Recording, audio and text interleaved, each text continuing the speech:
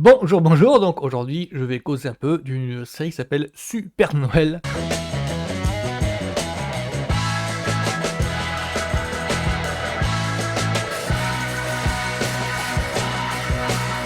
Alors, histoire de remettre les choses dans le contexte, en France ça s'appelle Super Noël, mais le titre VO en fait c'est The Santa Claus. Les clauses de Santa. Il y a un jeu de mots un petit peu facile, un petit peu bête entre Santa Claus, le nom américain en tout cas états-unien du Père Noël, et les clauses d'un contrat. Vous voyez un petit peu le truc. Du coup, il y a eu des films en fait en fin des années 90, début 2000, dont le titre jouait sans cesse avec ce jeu de mots-là. The Santa Claus 2. Dans le deuxième volet, par exemple, ce qui enclenche l'histoire du film, c'était la clause du contrat de Super Noël Petitude ou Super Noël, je sais plus comment ils appellent ça. Il y a un nom particulier. C'est la recherche d'une mère Noël. C'est-à-dire que le Père Noël ne peut pas exister sans mère Noël. En français, ça s'appelait du coup Super Noël, Hyper Noël, Méga Givré, enfin des trucs dans ce genre-là. Ils ont totalement raté le coche. Hein. Ce qui fait que on se retrouve avec une série de films qui joue sans cesse avec les clauses du contrat, où à chaque film, en fait, on découvre une clause de contrat euh, supplémentaire, qui permet au volet suivant d'exister, alors que normalement, l'histoire clôturée dans le premier.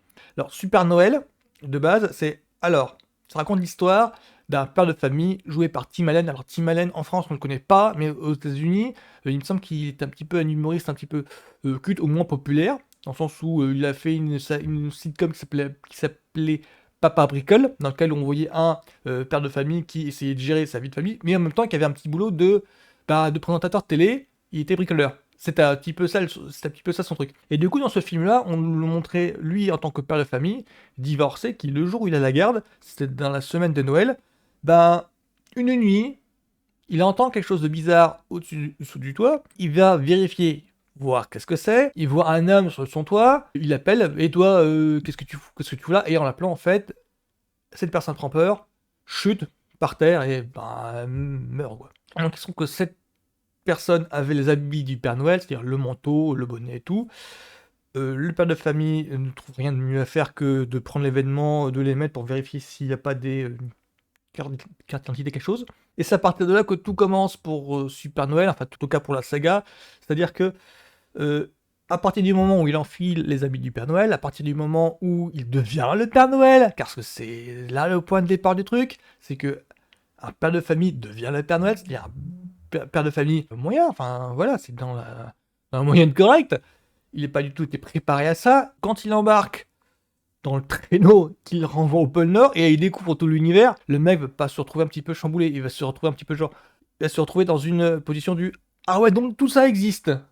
D'accord, avec un léger soupçon de oui, donc on me prend pas un petit peu pour un abruti là par hasard. Parce que il y a toujours un choc entre ce qui est avéré, ce qui est acquis pour l'entreprise du Père Noël, c'est-à-dire avec les petits lutins, et de l'autre côté, lui avec son regard de bah il a été élevé dans la norme, quoi. Les suspensions de crédulité niveau fantastique. Voilà, bah, c'est un petit peu ça qui se joue. Donc ça, on parle bien du premier film, qui était un film voilà, pour Noël qui est sorti au mois de novembre-décembre. C'est vraiment le film qui met en vedette Tim Allen, acteur populaire de sitcom, et le film, c'était vraiment un véhicule pour lui. Après, il y a eu donc Super Noël 2, Super Noël 3, qui en France, le troisième est passé directement en DTV, mais aux États-Unis, ça cartonne pas mal. C'est-à-dire, aux États-Unis, ça franchit la barre des 100 millions à chaque fois. C'est pour ça que on se retrouve un petit peu dans une position du exception culturelle, dans le sens où, d'un côté, aux États-Unis, le mec a une aura populaire et culte. Ses films passent la barre du 100 millions facile. Donc cette saga devient un petit peu culte. Elle a une petite renommée. D'où le fait que il est facilement Disney dès sa première année. Pareil sur le fait qu'on va faire une série de ça en streaming. Alors qu'en France, pas du tout. En France, le troisième n'est même pas passé au cinéma, il est passé directement des TV, pour vous donner une idée du manque de popularité de Tim Allen. Du coup, là, on se retrouve en 2023 avec donc cette série-là, et qu'est-ce que raconte cette série? Bah, ça se veut une suite, un volet suivant, c'est-à-dire que tous les personnages des trois précédents volets. Alors je pense par exemple à Elizabeth Mitchell. Enfin, Elizabeth Mitchell, elle est apparue à partir du numéro 2. Elle fait partie du main case de Lost à partir de la saison 3, il me semble, si je dis pas de bêtises. Et ça tourne autour du fait que euh, Tim Allen, donc le personnage de Tim Allen, commence à perdre ses pouvoirs et remet en question son aptitude à continuer à être le Père Noël. Il y a une question du est-ce que je prends oui ou non ma retraite? Et donc dans cette série-là, ce qui motive en fait la série, ce qui lui permet d'exister, c'est sa quête de qui va lui être son successeur, donc la recherche d'un successeur, et du fait de bon bah je vais maintenant que quelqu'un s'occupe de mes affaires, je peux avoir une vie entre guillemets normale quoi. Donc ça en 6 épisodes c'est ça. Mais c'est un petit peu ça le défaut du truc. Alors à mes yeux c'est défaut parce que ce point de départ là aurait pu être facilement étendu en plusieurs épisodes. La série ne fait que 6 épisodes, on peut les binge-watcher en une soirée facile. Dans le sens où si vous les regroupez, bah, ça fait juste 2h30 de trucs de Noël. Disons que ce format-là me rappelle le format des sagas pour Noël qu'on se tapait à une époque sur M6, genre les Dinotopia et les Cavernes de la Rose d'Or où un ensemble de soirée avec 2-3 épisodes et à la fin on se faisait juste la série, mais la mini-série ne comptait juste que 3 ou 4 épisodes qui regroupaient, parfois faisaient une soirée et en fait c'était juste, c'était ça la saga quoi. Super Noël me rappelle ça. Ça vient me faire penser qu'il n'y a plus vraiment ça à la télévision parce que avec le streaming, si un programme nous embête, pour être poli, bon bah on va voir ailleurs tout simplement. Alors que là à l'époque, quand on n'avait que quelques chaînes à disposition, il n'y a pas de streaming par internet, bah là du coup on se forçait à regarder le truc jusqu'à la fin. Ce qui fait qu'on a un peu des souvenirs un petit peu embellis, nostalgiques de ça. Parce que la caverne de la Rose d'Or, j'ai cru comprendre que c'était pas terrible, mais il y a beaucoup qui ont été marqués par ça parce que c'était le moment où on était forcé de regarder la télé. Donc Super Noël, pour moi en fait, qualitativement parlant, je peux pas dire beaucoup de bien, mais je peux pas bâcher le truc parce que ça se veut une saga pour Noël, ça se veut un truc qu'on se regarde, bon bah oui, tranquillement en mode chili, pendant les vacances, enfin pendant les fêtes de fin d'année, tout simplement. Parce que c'est devenu culte, mais j'allais dire sans génie, c'est un petit peu prétentieux, mais c'est-à-dire, le premier film a été tourné par John Pasquin, ou Pascoin, je sais pas du tout comment ça se prononce. Le mec, il est connu juste pour avoir fait plusieurs épisodes de Papa Bricole. Il y a vraiment justement, la sitcom qui a rendu populaire Tim Allen. On ose imaginer que le mec, il accédait au rang de réalisateur pour Super Noël, parce qu'il est simplement pote, il a déjà travaillé avec Tim Allen. Ça se résume à ça. Il a pas de compétences, savoir-faire particulier, c'est simplement que oui, bon, bah, j'aime bien travailler avec lui, tu réalises mon film, voilà.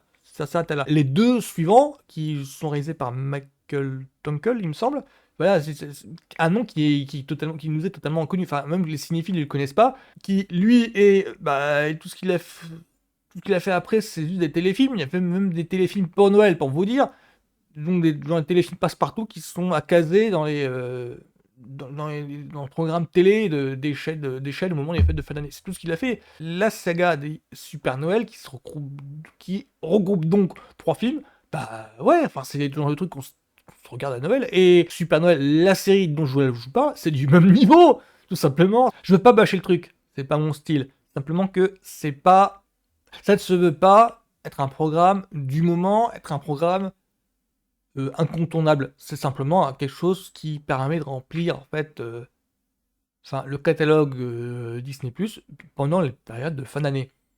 Mais vraiment, je crois que c'est simplement ça, un petit peu dans le même esprit que bah, les chaînes télé qui remplissent jusqu'à l'overdose, les téléfilms Noël, de genre les histoires romantiques où Bidule rencontre machin et essaye de sortir ensemble pendant les fêtes de fin d'année. C'est tout à fait dans cet esprit-là.